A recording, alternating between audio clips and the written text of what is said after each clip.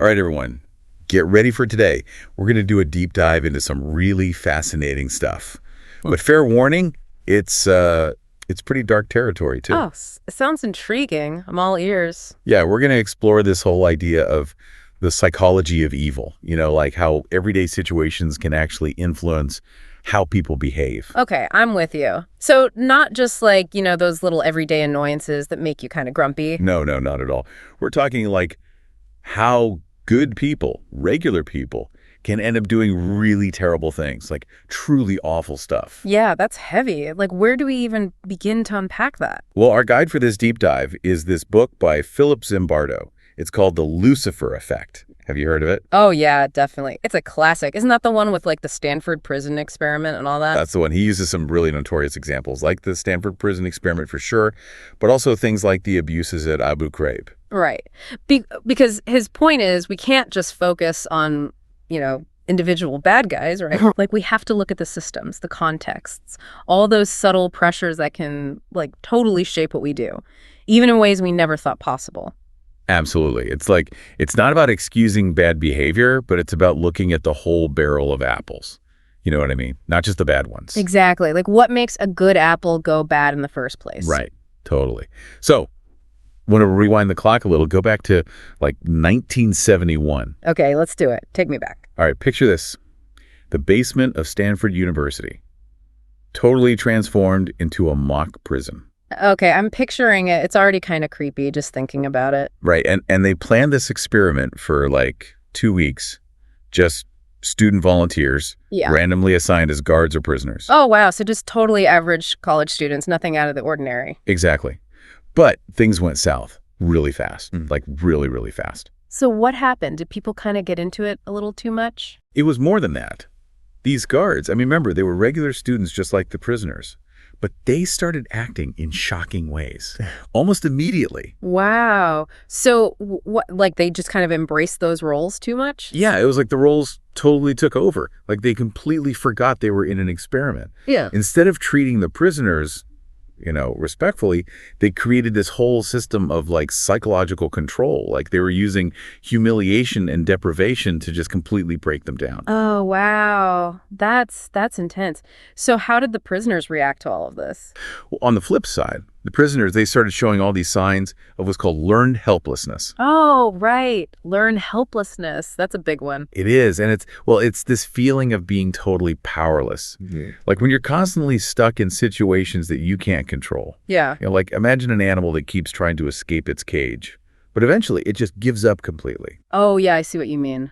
Like they just lose all hope. Exactly. And that's what started happening to these prisoners. They felt totally trapped. Yeah. Like there was absolutely nothing they could do. No control at all. Man, that's got to be a terrible feeling. It's awful.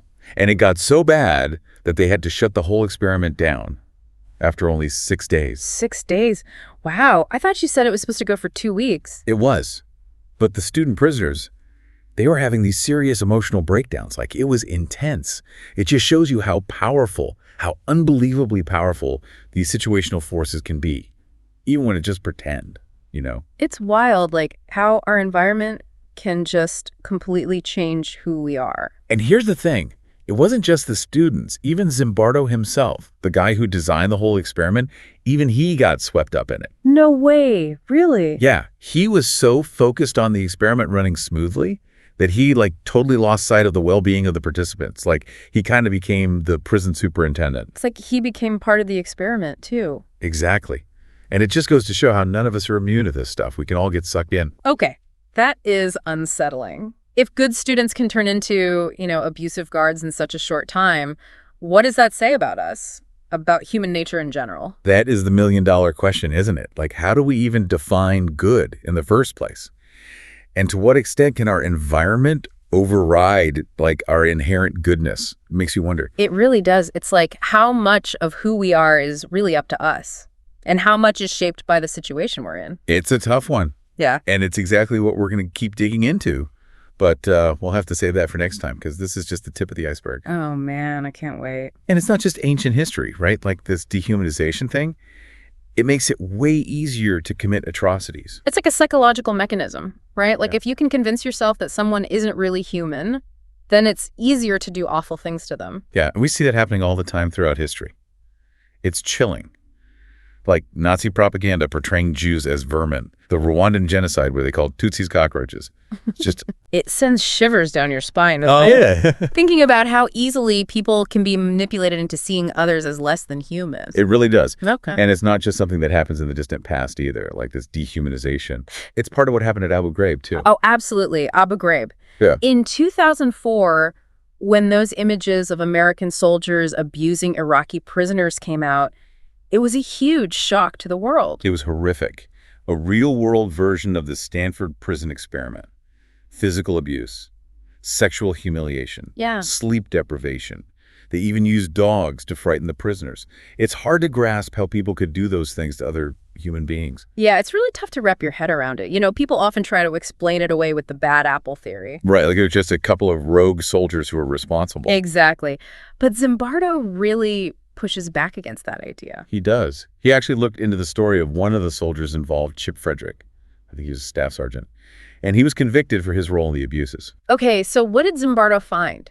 Well, the interesting thing is that there was nothing in Frederick's past that suggested he was, sadistic or anything. Like before his deployment, he was considered a model soldier. Wow, so that really suggests that something went seriously wrong at Abu Ghraib. Right. Something beyond just a few bad individuals. Exactly. Like the environment itself played a huge role. So the question becomes, what were those factors? What created that environment of abuse? Right. Well, Zimbardo points to a whole bunch of things. Like, for starters, there was a real lack of proper training for the guards. Okay, so they were basically thrown into this chaotic situation without the tools to handle it. Yeah, pretty much. And on top of that, there was really poor leadership from the higher-ups. Like, no one was really stepping in to provide guidance or set clear boundaries. Like a recipe for a disaster, right? It really is. And then you add in the fact that it was an incredibly stressful and chaotic environment. Plus, there was this pervasive sense of impunity. Like, no one was being held accountable for their actions. So the guards, much like those in the Stanford Prison Experiment, they were operating within a system that actually encouraged their worst impulses. Exactly.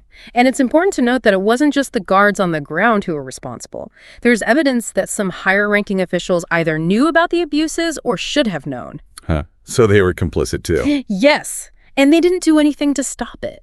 It's a really disturbing example of how responsibility can spread through a whole system. Like, it's not just about individual bad actors. It's about a culture that allows that behavior to flourish. Okay, so we're seeing how these situational forces can be incredibly powerful. Right.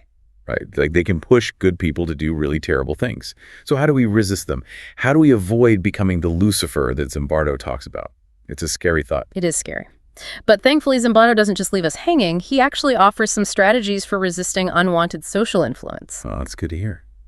So what are some of his suggestions? Well, a lot of it comes down to mindfulness, being aware of the situation you're in, recognizing the power dynamics at play, understanding how easily we can be manipulated. So it's like being able to see the forces that are acting on us, even when they're invisible. Exactly.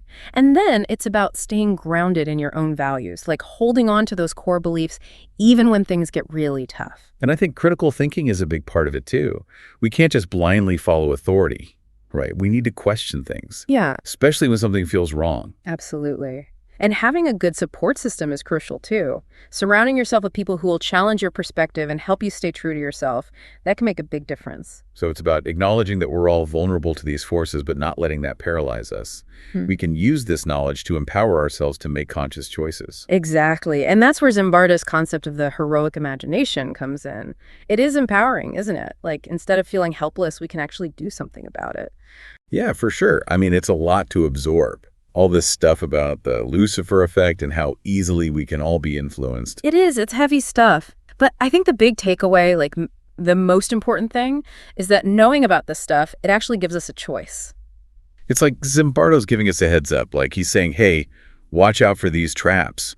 But now you know they're there, so you can avoid them. Exactly. We don't have to just wander around blindly. We could be aware of the systems, the situations, all the things that might be pushing us in a certain direction. And we can question those narratives, the stories we're told about who's good and who's bad. We can be more skeptical of authority figures. Yeah, don't just blindly follow, right? Right. Think for yourself. And maybe most importantly, we can really work on developing our own moral compass. Like, What do we believe in? What are our values? So it's not about being perfect or claiming that we're somehow above all of this. It's about acknowledging that, yeah, we all have that potential for darkness inside us. We all have that capacity. But knowing that, being aware of it, that's the first step to choosing a different path. It's like that saying, right? Forewarned is forearmed. Totally. And that's where I think Zimbardo's idea of the heroic imagination comes in. Oh, yeah. It's such a powerful concept. It is. Because it basically says that heroism, it's not just for, like, superheroes or saints. Exactly. It's not about these big, grand gestures. It's about everyday people making brave choices. It's about those small moments where we can choose to do the right thing, even when it's hard, even when we're scared.